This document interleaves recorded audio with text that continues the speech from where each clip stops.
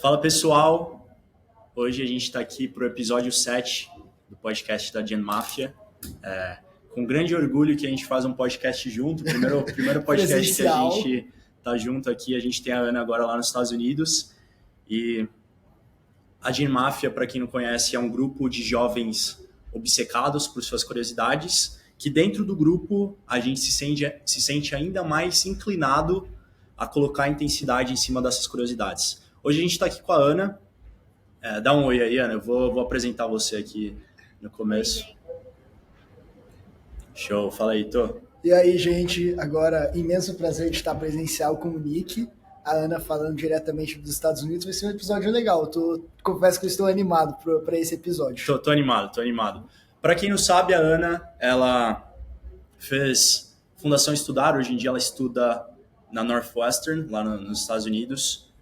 Fundação Estudar com um enorme prestígio dentro do ambiente acadêmico brasileiro. A gente sabe quão difícil é entrar na Fundação Estudar. A gente teve um podcast alguns episódios atrás com o Felipe, também, que também é fellow na Fundação.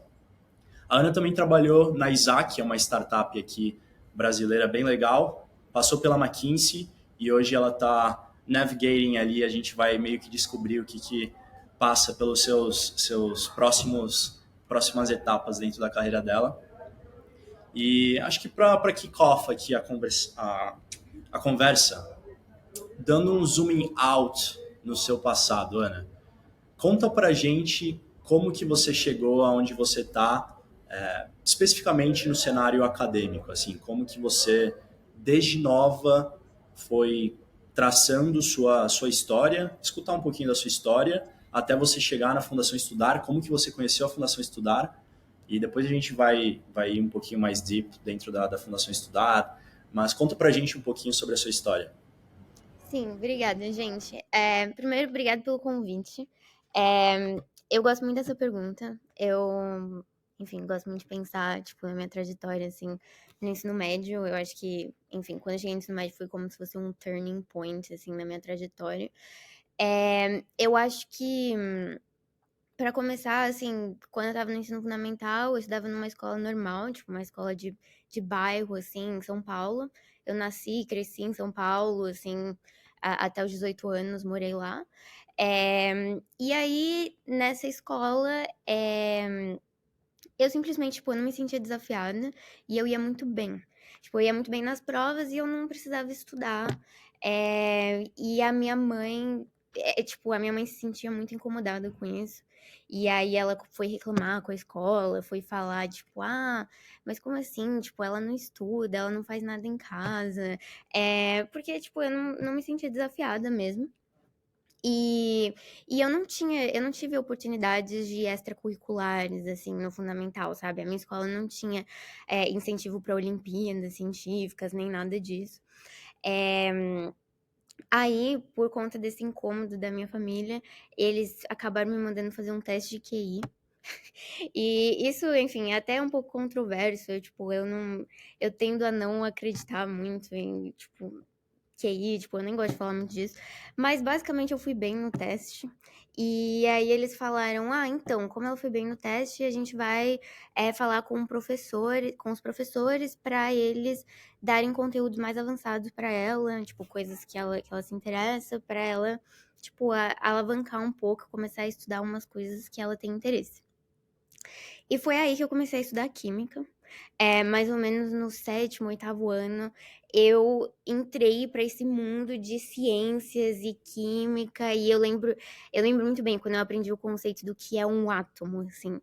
E aí eu ficava, tipo, olhando pro ar, e eu falava, nossa, tem átomos aqui, sabe? Tipo, tem matéria aqui que a gente não tá vendo.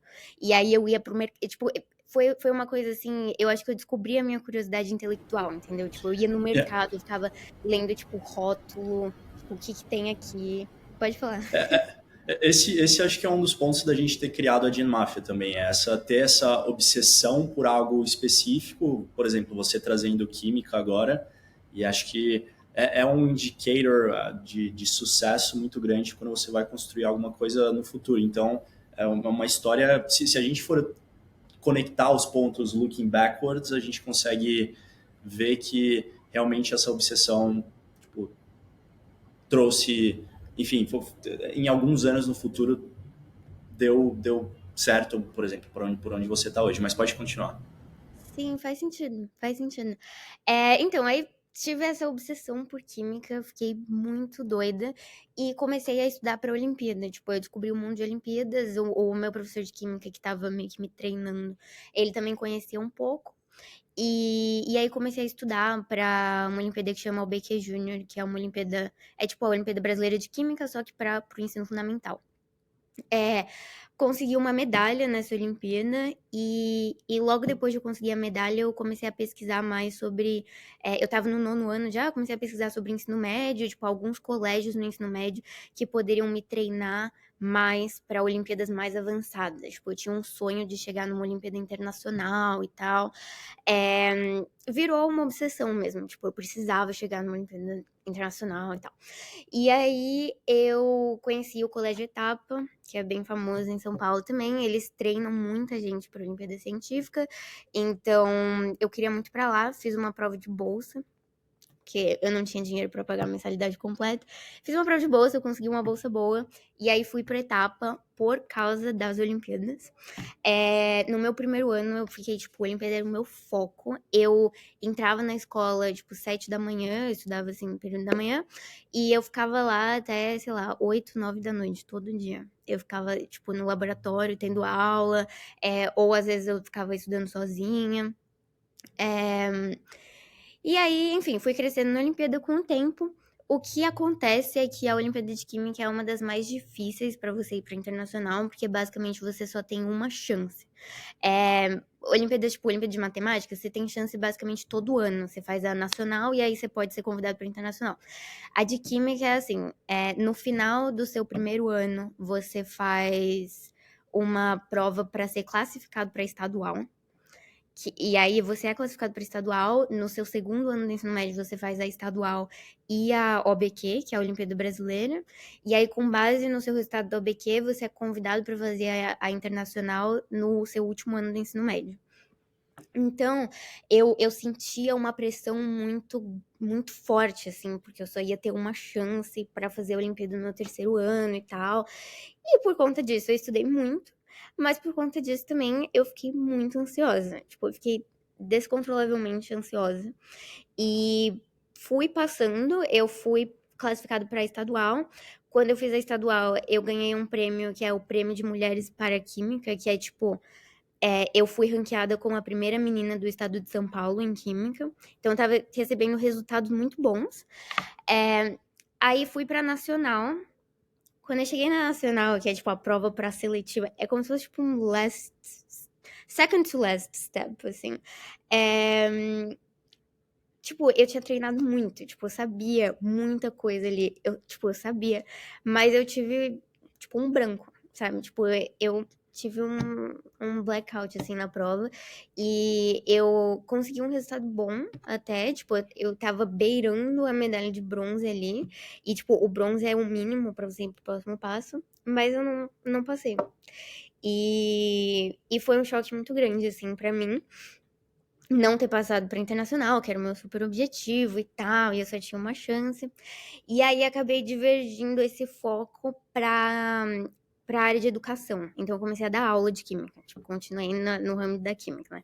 Comecei a dar aula de química e aí a minha nova obsessão foi, tipo, como que eu expresso, tipo, ideias complexas de uma forma muito simples para os meus alunos, sabe? Pode falar.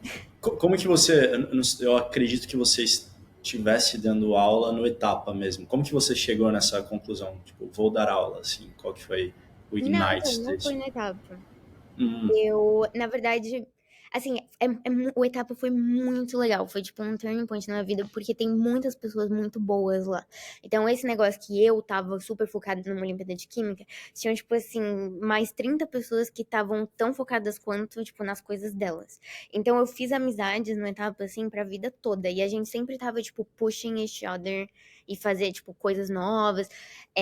Eu já sabia que eu queria estudar fora nesse ponto, porque o Etapa tem muitos alunos que vão pra fora, então era tipo a coisa óbvia, sabe? Tipo, Eu tenho uma ambição de estudar nas melhores faculdades do mundo e, tipo, os alunos do Etapa, isso é possível para quem é aluno do Etapa, porque muita gente já foi, então eu quero estudar fora.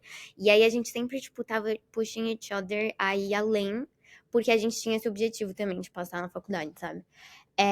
Aí eu tava conversando com um grupo de amigos, um amigo meu em particular, que depois que a gente se formou, a gente começou a namorar, ele é meu namorado até hoje, uma curiosidade. Ele teve uma ideia de criar um curso popular, um cursinho popular mesmo em São Paulo, só que com uma pedagogia diferente. Tipo, essa questão, assim, de, tipo, como que a gente prepara as pessoas pro Enem sem um monte de decoreba. E essa pergunta era muito interessante para mim na área da química, porque o conteúdo do Enem no Brasil em química é muito decoreba. É muito tipo, sei lá, tabela periódica, você tem que decorar isso aqui. Orgânica é tipo 100% decoreba. Então eu tava muito interessada. E assim, no etapa mesmo. No etapa a gente aprendia musiquinha pra ficar decorando um monte de coisa no vestibular, sabe? Então, eu meio que peguei esse challenge que, tipo, foi proposto por esse amigo meu que queria criar o curso e a gente foi junto, assim. Então, a gente acabou criando um curso. A gente teve mais de 300 alunos nesse curso. A gente dava aula perto do Jabaquara, ali do metrô Jabaquara, numa escola pública. E aí comecei a pensar em, tipo, como que eu falo de química para as pessoas. E foi muito legal. Tinha vários exemplos legais que a gente dava nas nossas aulas e tal. Então, gostei muito disso. Aí, na hora de me formar e aplicar para a faculdade, na verdade, eu resolvi aplicar para estudar educação.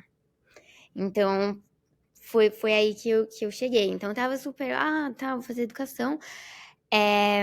Depois eu posso voltar para falar como eu entrei na Fundação Estudar, foi aí nesse ponto onde eu tava indo pra faculdade, mas fui pra faculdade, tipo, eu consegui uma bolsa, tipo, full scholarship para estudar aqui, e quando eu cheguei aqui, eu fiz a minha primeira aula de educação e eu odiei, tipo, foi horrível, assim, como eu já tinha um background muito forte em química, eu tava acostumada a pensar de uma forma muito lógica, assim, tipo, STEM mesmo. E na minha aula de educação, tipo, a gente basicamente ficava lendo um monte de artigos sobre educação e era, tipo, uma discussão aberta do que você acha e tal. Mas o que eu queria fazer não era isso. O que eu queria fazer é, tipo assim, vamos fazer uma análise estatística de quais são os preditores das pessoas, quais são os preditores de pedagogia que fazem uma pessoa ter sucesso. E aí a gente vai descobrir a pedagogia ideal para estudar isso, sabe? Só que eu percebi que não é isso que o pessoal estudava em educação. E se eu quisesse fazer essas análises estatísticas, eu ia ter que voltar para esse lado de STEM. Então, foi aí que eu decidi mudar de major e aí eu mudei para engenharia de produção, que é o que eu estou fazendo agora. Conta, você passando todos esses anos estudando química, qual que foi o motivo de você escolher educação assim, indo para a faculdade? Foi tipo oportunidades que tinham na sua frente ou foi uma vontade de achar que, por exemplo, o que você explicou agora, você achou que o que você ia aplicar era uma coisa e na verdade não era? Qual foi o motivo de ter entrado em educação? Eu acho que, na verdade, é uma ótima pergunta, eu nunca parei pra pensar sobre isso.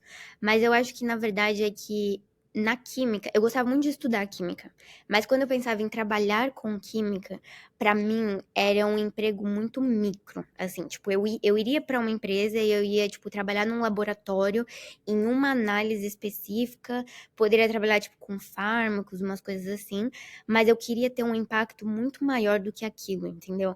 Então, para mim, eu acho que por meio da educação eu poderia, tipo, ter uma empresa ou criar uma ONG e fazer, tipo, da mesma forma que eu fiz no ensino médio, que eu dei aula para um monte de gente e tal, tipo, era uma forma de escalar o meu impacto. E eu não conseguia me ver, tipo, como química, tendo essa escala, sabe, tão grande. Então, eu acho que no final das contas foi isso. Ô, Ana, uma curiosidade que eu tenho, entrando um pouquinho dentro do seu processo de sair do Brasil para ir para os Estados Unidos, eu tenho uma pergunta sobre dois ângulos, assim.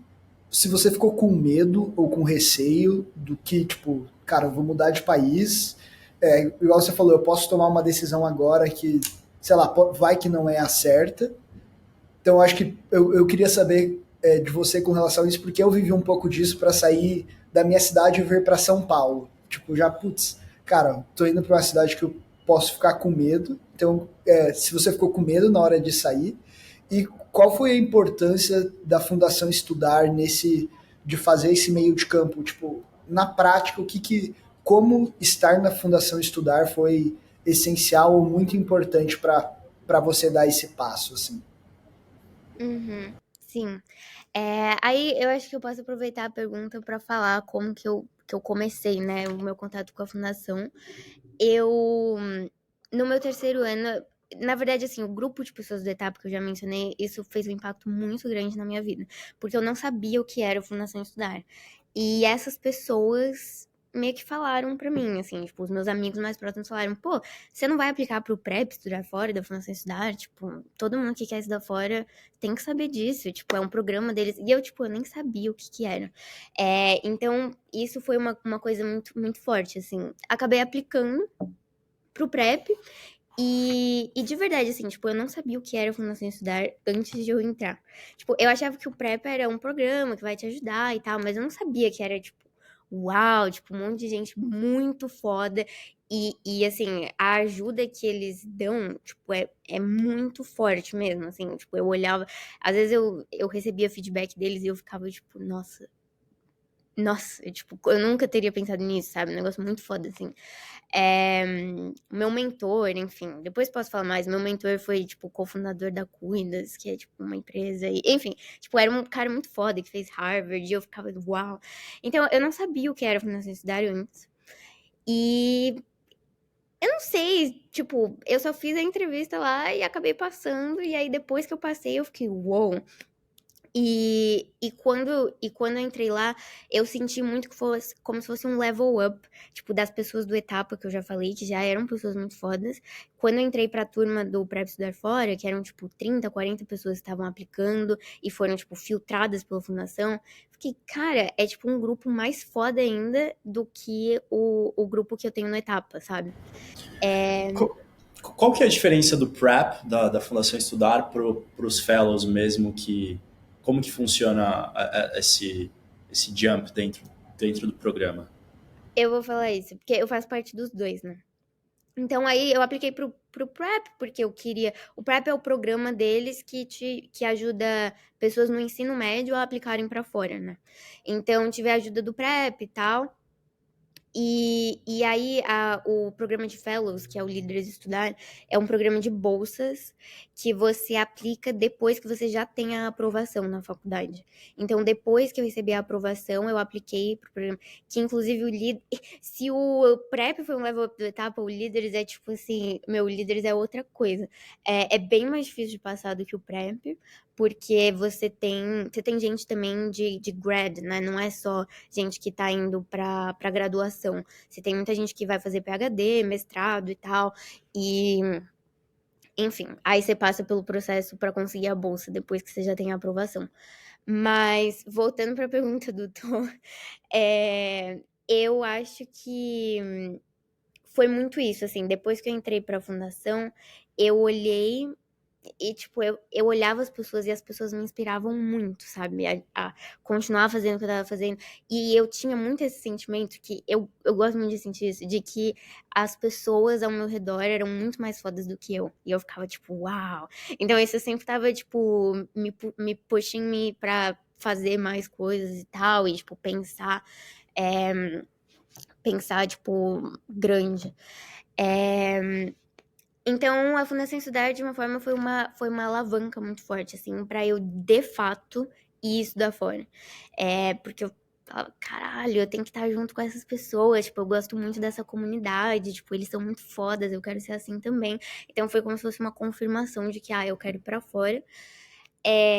E aí, beleza, passei e tal. A gente tem, tipo, 6 meses, porque o calendário é diferente, né? As aulas começam em agosto/setembro.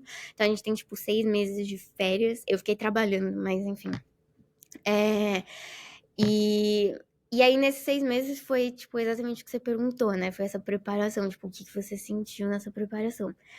Pra ser sincera, eu não senti nada, né? Tipo, eu me senti muito animada, na verdade. Eu queria que chegasse logo, porque era um sonho da minha vida, sabe? Ir pra uma faculdade assim, tipo, bolsa completa, assim, eu, tipo, uau, tipo, um monte de oportunidade. Então, o que eu tava sentindo era que eu queria chegar logo pra explorar tudo e tal. É, Mas eu acho que foi um pouco, tipo, um erro de maturidade, porque eu não tinha noção de que, tipo, estudar fora ia impactar mais do que a minha vida acadêmica e profissional. Tipo, não é só a faculdade, é tipo assim, toda a sua vida, você vai mudar de país. Então, eu não tinha parado pra pensar muito sobre esse aspecto social, tipo assim, tipo, eu não vou ter amigos quando chegar lá, tipo, eu não vou ter um support system quando chegar lá, tipo, eu não vou ter ninguém. Eu não pensava nisso. Tipo, o que eu focava era, tipo, nossa, eu quero chegar lá, eu quero estudar, tipo, as aulas que eu vou fazer, todos os resources e vou lá. E aí, quando eu cheguei aqui, eu tive um baque muito forte no meu primeiro ano. Tipo, do lado acadêmico e profissional, eu tava, uau, tava super satisfeita. Era tudo que eu sempre sonhei. Mas eu acho que justamente porque eu não tive medo, tipo, eu não tive esse processo antes, eu tive esse processo durante o meu primeiro ano. Então, quando eu cheguei aqui, foi um baque, assim, tipo, nossa, leva um tempo, né, pra, tipo, você fazer amigos e, tipo, encontrar a a sua comunidade e tal. Então, foi isso, assim, no começo eu me senti bem sozinha e foi bem difícil. Mas agora, tipo, agora eu já tô no meu terceiro ano, né, então agora eu já tenho, tipo, uma rede bem estruturada de pessoas e tal, então já superei isso. Acho que, falando um pouquinho do que você trouxe agora, quando você foi para fora nesse primeiro ano, eu também fui estudar fora quando eu era mais novo, eu tinha 19, fui estudar na Lituânia. É um país super, tipo, ninguém conhece assim. E na época eu queria ir para lá puramente porque eu já gostava de empreendedorismo, sabia que era um país que tinha liberdade financeira, segurança jurídica muito boa. E eu passei um pouco sobre isso também, nessa fase de você chegar lá e você tá tão obsessed que, pelo menos para mim, o meu ciclo social não afetou quase nada, assim, eu não tinha pouquíssima relação com brasileiros, enfim, tinha pouca gente lá, mas não foi um problema. Então, acho que a moral da história seria, se você tem curiosidade em algo específico, não se preocupe com a parte social. Você vai chegar lá, você vai encontrar pessoas que gostam provavelmente das mesmas coisas que você e isso vai andar de forma normal, assim. Obviamente, tem os desafios do inglês, mas para mim acho que foi uma fase legal enquanto eu ainda era muito novo. Então, fazer isso enquanto você é novo, às vezes você não percebe o choque, pelo menos não aconteceu para mim, foi positivo. Eu queria saber, voltando para a Fundação Estudar, Ana, você chegou a entrar no programa de líderes. Sim. Como que foi, você falou, esses 6 meses desde que você passou na Northwestern, como que é o application, assim, pro programa de líderes, o que você achou, quem que foi a pessoa que te entrevistou e o que você achou que essa pessoa viu na Ana que te diferenciou dos outros candidatos?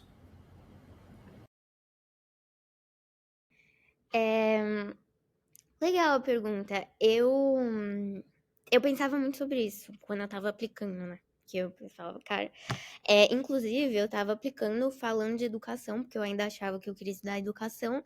E isso eu considero um problema, assim, tipo, no meu application, porque muitos jovens, quando eles estão saindo do ensino médio, eles falam que eles querem, tipo, mudar a educação do Brasil. Isso é uma coisa muito clichê pra quem tá aplicando pro líderes.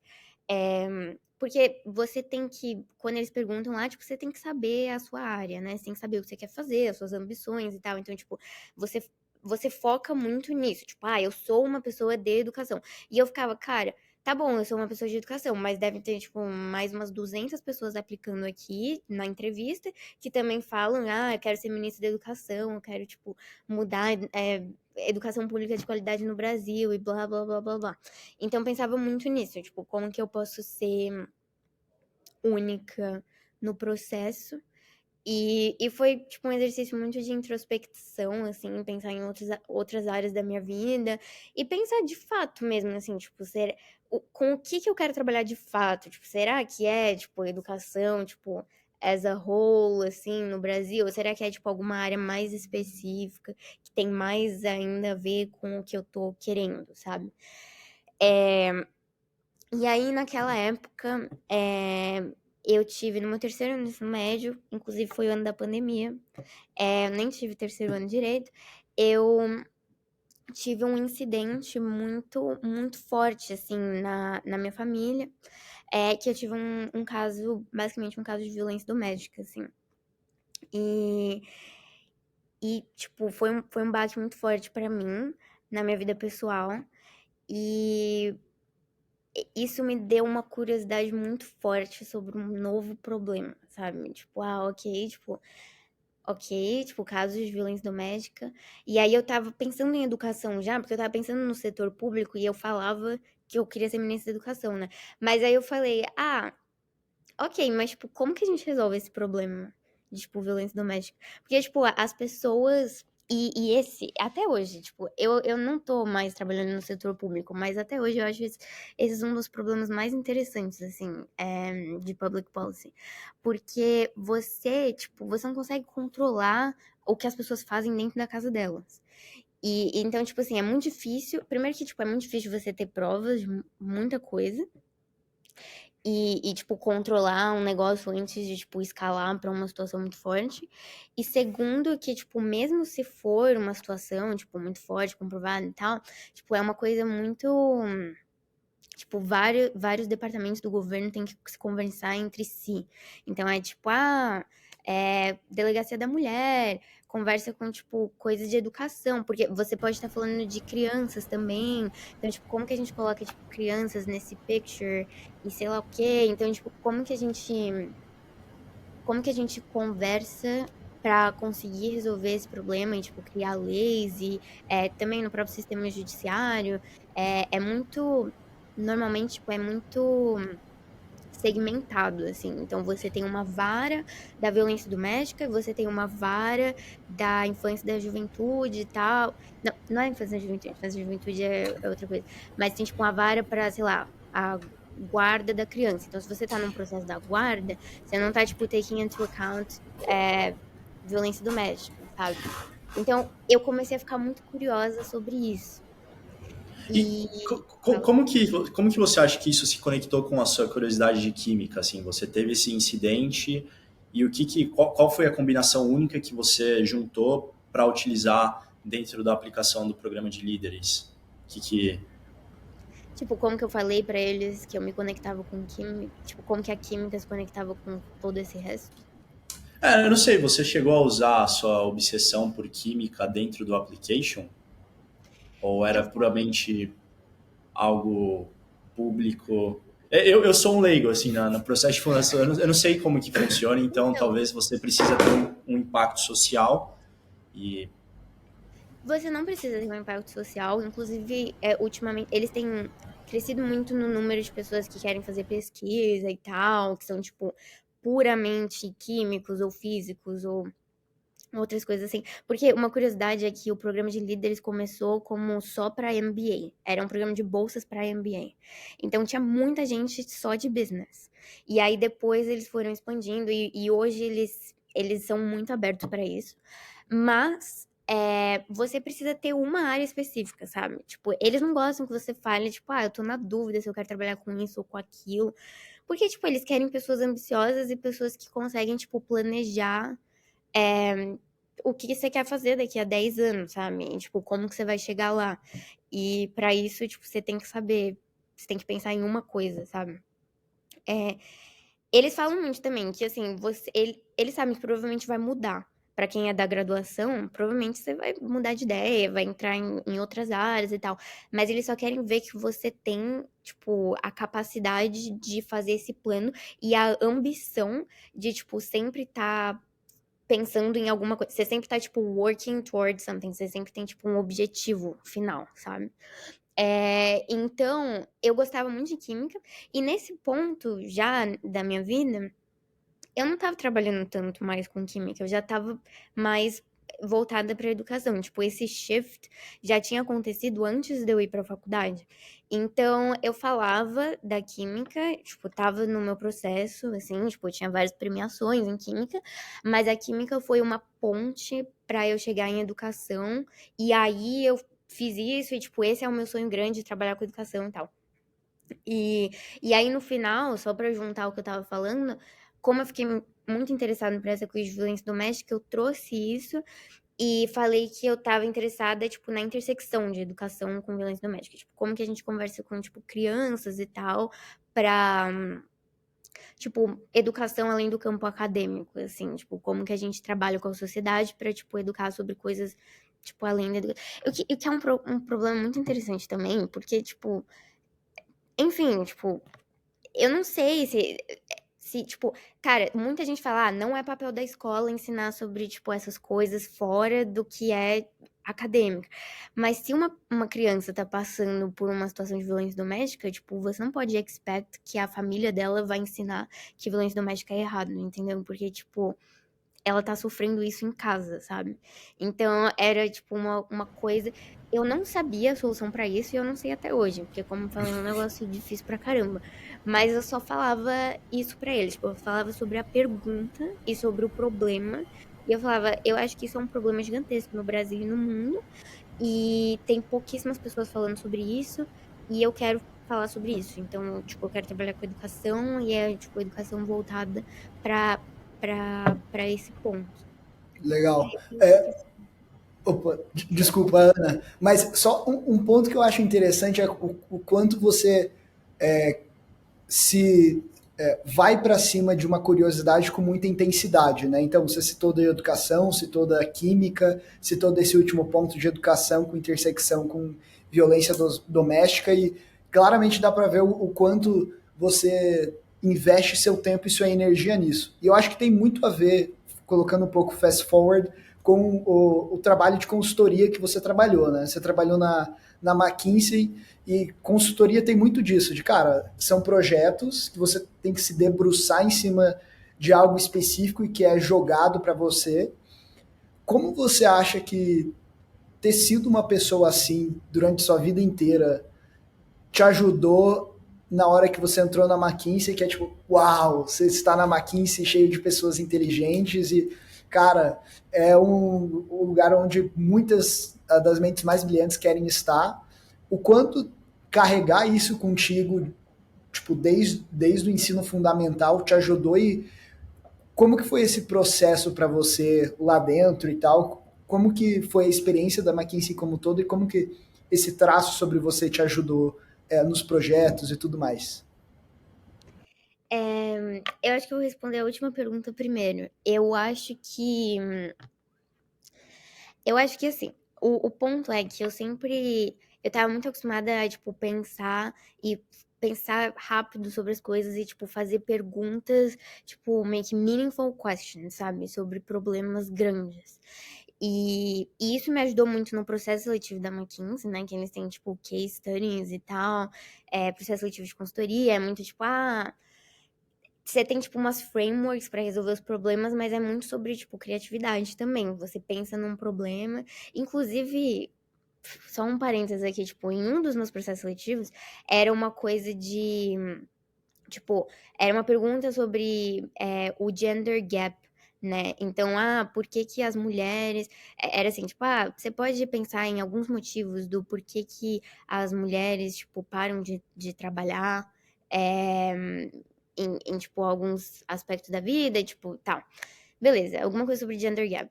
E aí, uma coisa que eu falei é que eles acharam muito wow, porque eu tava aplicando nos Estados Unidos, né? Eu falei, cara, no Brasil, pra gente, às vezes, é normal ter, tipo, um commute de 2 horas pro seu trabalho. Tipo, 2 horas, 2 horas e meia. Pega ônibus, pega trem, pega metrô. Tipo, isso é muito normal. E, E aí, quando, tipo, você é uma mãe, você tem um filho, tipo, você não consegue trabalhar 8 horas por dia e ainda ficar, tipo, 2 horas, 2 horas e meia. Então, é um problema também de, tipo, infrastructure. E isso, tipo, a minha partner, ela foi minha chefe depois, ela que tava me entrevistando, tipo, ela adorou isso. Ela falou, uau, nossa, você trouxe esse negócio do Brasil. Então, era muito... Ela falou, nossa, eu faço essa entrevista com essa pergunta há muitos anos e ninguém nunca mencionou isso como um possível aspecto. Então, era muito, tipo, sobre você pensar rápido e, tipo, ter criatividade pra falar uma coisa que faz sentido, mas uma coisa que seja, tipo, diferente, sabe? E quando eu cheguei lá, eu trabalhei num. Foi muito engraçado, porque eu tinha saído do setor público, eu fui pra engenharia, tipo, agora eu estudo engenharia com data science, e quando eu fui pra McKinsey, eles me colocaram num projeto do setor público, né? Que eu trabalhei com healthcare. E era muito assim, tipo, eu tinha um problema, você tinha que, a gente tá precisando ajudar o cliente nesse aspecto de comunicação externa, a gente vai ter que divulgar essa iniciativa, o que a gente vai fazer? E aí eles falaram assim, então, faz uma apresentação aí, você tem, tipo, 2, 3 horas pra fazer um PowerPoint com possíveis estratégias e prós e contras de cada estratégia.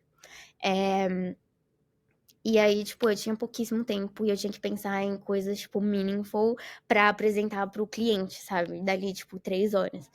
Então, isso me ajudou muito, assim. Acho que é mais nesse aspecto do dia a dia, porque tudo acontece muito, muito rápido no ambiente de consultoria. Ana, agora que a gente já passou conversando um pouquinho sobre a sua carreira hoje em dia, você também teve um pé dentro de startup. Você trabalhou em startup na Isaac e você também trabalhou em consultoria. São mundos diferentes e ter essa perspectiva de startup e consultoria cria talvez mental models que pelo menos você pode ver as coisas com perspectivas distintas. Como que foi sua experiência na Isaac? Conta pra gente um pouquinho e como que você comparou isso com consultoria depois e o que que você talvez gostou mais. Para você, o que que funcionou melhor e por quê? Sim. Inclusive, uma curiosidade também é que eu trabalhei com startup antes da Isaac. Tipo, antes do Isaac eu trabalhei, tipo, numa edtech super early stage, com, tipo, 5 pessoas.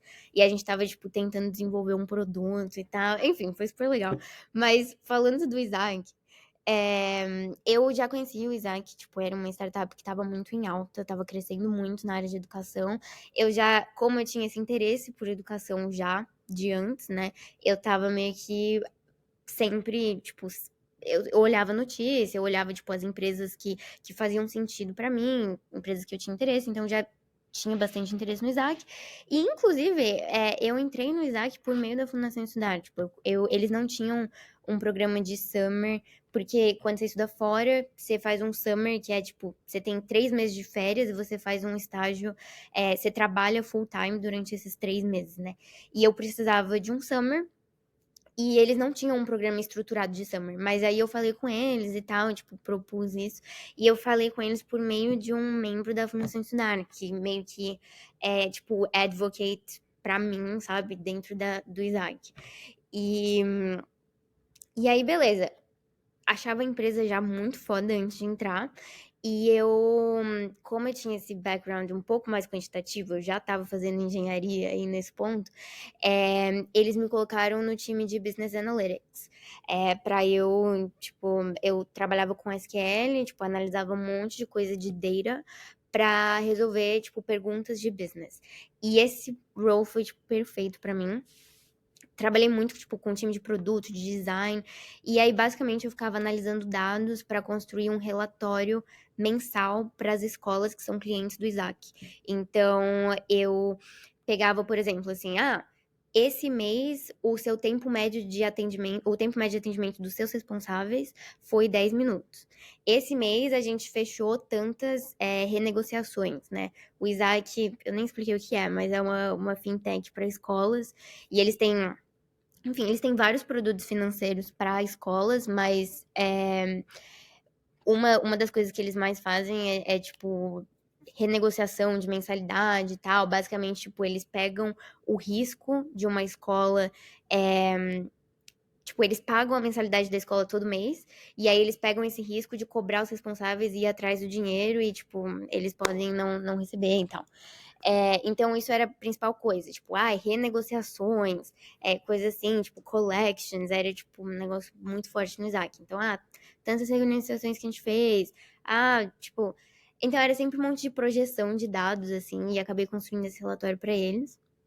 E foi muito incrível, tipo, eu amei o Isaac. Eu amei, tipo, eu não consigo expressar em palavras o quanto que foi incrível essa experiência. Porque eu tinha muita autonomia, sabe?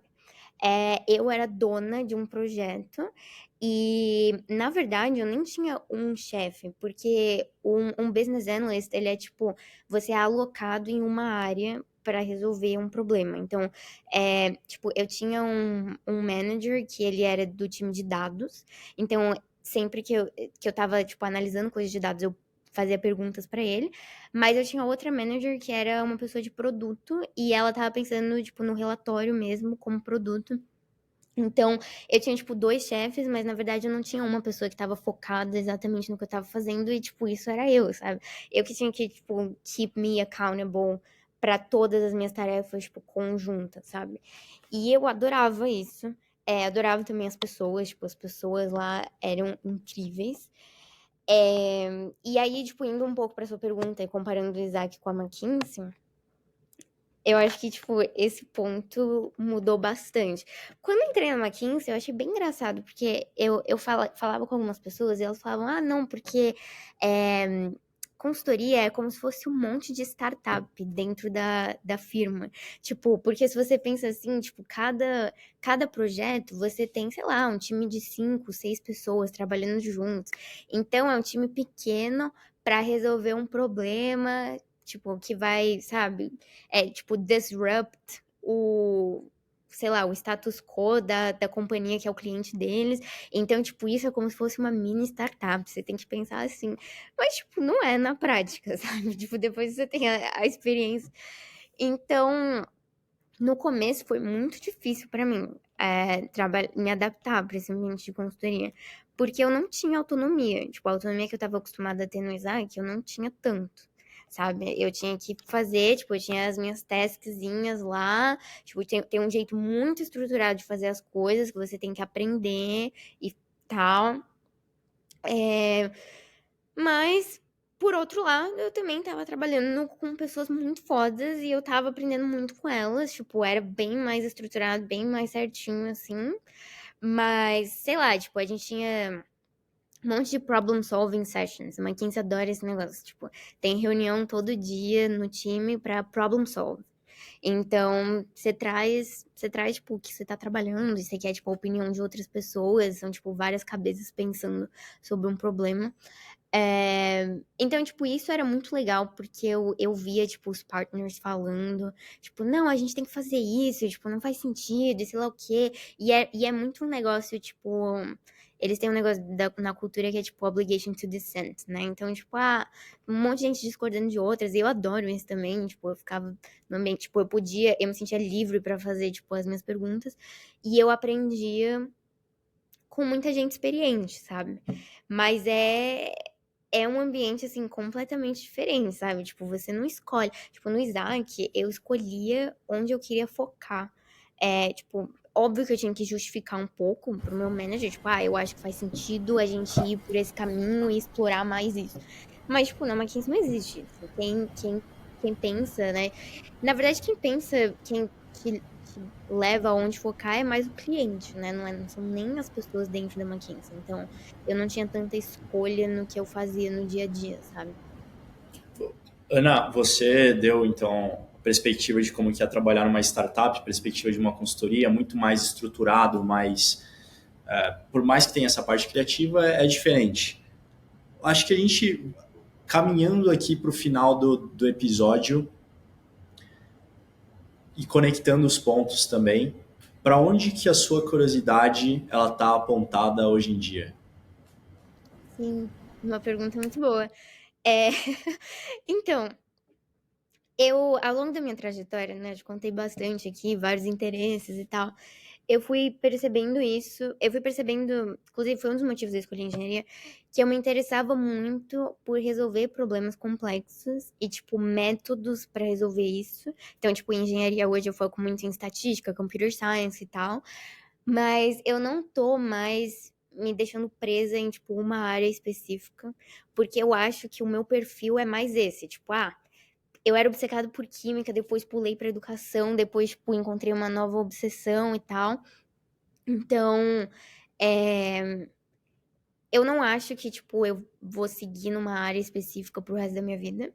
Mas hoje, atualmente, eu tô muito interessada em neurociência.